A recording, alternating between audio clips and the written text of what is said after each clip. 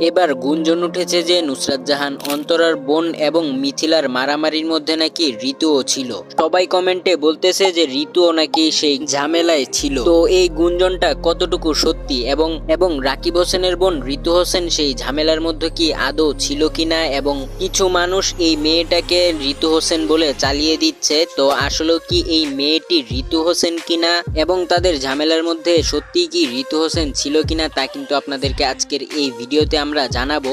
তো মূল ভিডিওটি শুরু করার আগে ভিডিওতে একটি লাইক করে চ্যানেলটি সাবস্ক্রাইব করে ফেলুন।